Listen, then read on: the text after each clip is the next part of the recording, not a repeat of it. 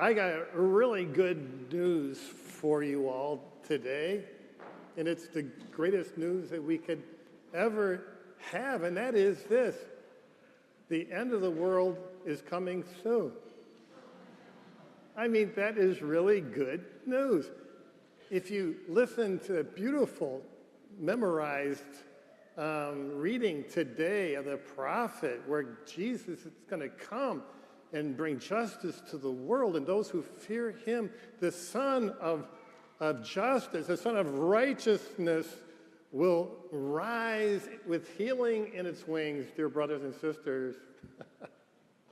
Isn't that beautiful? That's what we have to look forward to in this life.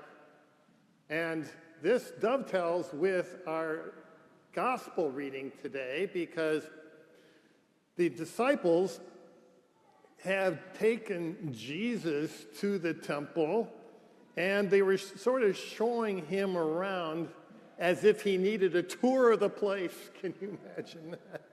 Looking at all these great stones and all the beauty of it, and Jesus was not impressed. That probably miffed him, don't you think? Oh, how great. No, not so great.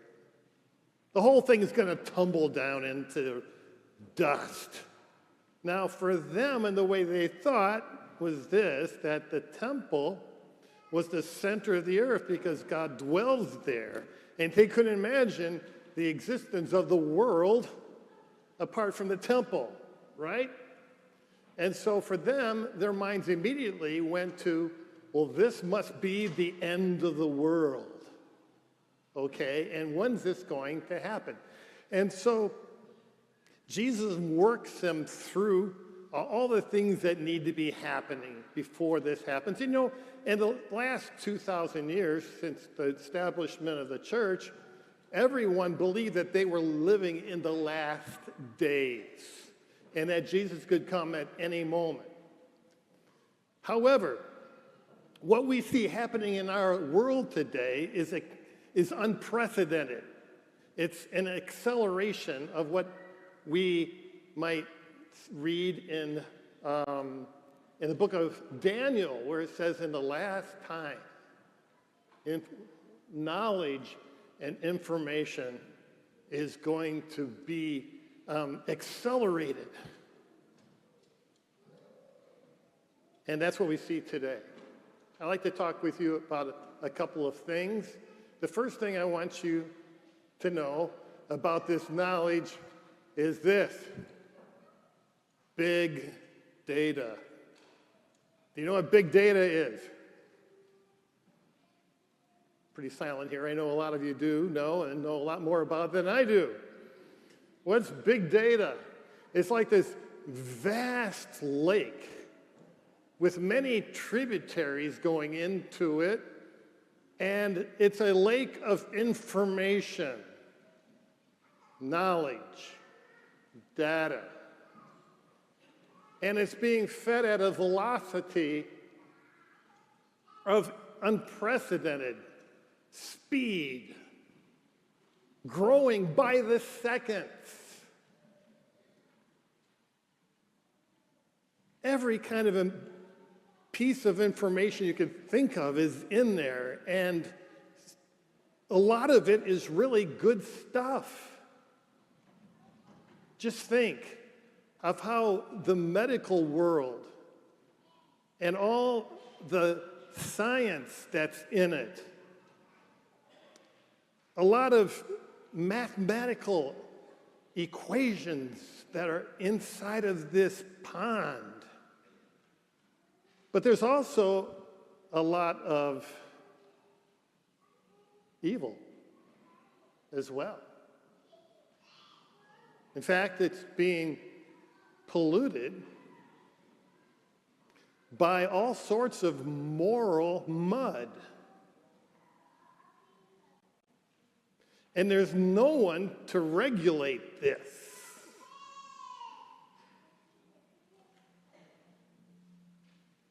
Now, we have to understand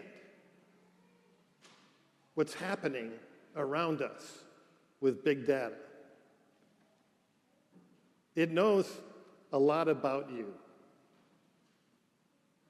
If you got a phone, it follows you. It knows what you buy. It knows all about your credit history, your credit cards. It knows what you watch. It knows so much about you, and it wants to manipulate you through your phone. And I would say that this is a pretty terrifying thing.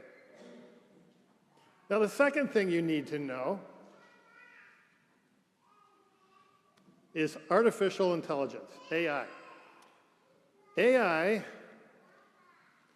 is this vast web of computers that are drawing from the big lake of big data. It feeds on it. Matter of fact, AI wouldn't exist without it. And what it does is it simulates the human mind and tries to think like the human mind and to solve problems like the human mind and to put to work machineries of all sorts of things. It's just mind-boggling what's going on with AI. And so, if AI is the engine, big data is the fuel. And so, we have to ask the question, who is driving the train? You know, 6 months ago, when I was reading about this, the governments and the companies were thinking about, hey, wait a minute. We need to put the brakes on this whole thing because we don't know where it's going. We don't know the moral implications. We don't know the human implementations of this. I'm not using the right word, but you know what I'm talking about. And in just the last month or so, as I'm reading, the governments and the companies are throwing caution to the wind, and now they are competing because everybody wants to drive the train, and whoever drives the train is going to win the whole thing. It'll be like Amazon. Can you imagine using anything but Amazon? I mean, really? How many people got something from Amazon in the last 2 days, right? That's terrifying. And so who's driving the train? Companies are putting billions of dollars into this. Nations are putting in billions of dollars in this because everybody's afraid of what's happening. I don't even talk about AGI, which is artificial general intelligence. What would happen if this thing starts being autonomous from humans? So, there's one other thing. Where's the train headed? No one knows. We talked to all these bigwigs that are in the field. They don't even know what it's going to look like next year. Think about that. Now, why am I talking about all of this? Well, good news. AI is not God. It isn't. We don't have to be afraid, but we have to be wise. You know, the really dangerous thing for us is this, that we will get the impression when we use our phones and tap into all of these things that we have the world at our fingertips, that we can get anything we want and we don't have to really think about it. As a matter of fact, this whole system doesn't want you to think. It wants to control you. It wants to think for you. And what we see in the Gospels is this. Yes, maybe this vast system is going to break into our lives as Catholics someday, and it's going to bring persecution to us. Yes, that may happen, but that's not the problem. Jesus says that's a good thing because now you can be a witness to me. God wants us to think. That's why we come to church, so that we can learn how to think. That we can think the thoughts of Christ.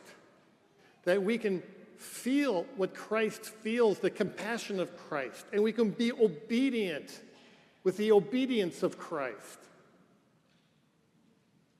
Now, more than ever, is it so important that we come to church and we take part deeply of the sacramental life that's here, and with all that we offer with regard to our Bible teaching, to teach us how to think when the world is losing its ability to think, when it's letting machines think for us and to dominate us. And so, good news, my brothers and sisters. Do you know this big thing called AI? All of it can just disappear by one solar blast from the sun, and it could send us all back to 1850, where we'll be planting our food in the backyard, raising our own animals. It's a small thing. It's like the Tower of Babel, when men think that they're building something great, and God has to sort of look down and just to see it. You see? So we don't have to live in fear. Jesus is bigger than AI. But we do have to be wise. You need Jesus more now. We always needed it. But now, in this time of acceleration, which I believe is really near the end, we really need to stand together with Jesus in the sacramental life that he's given us here.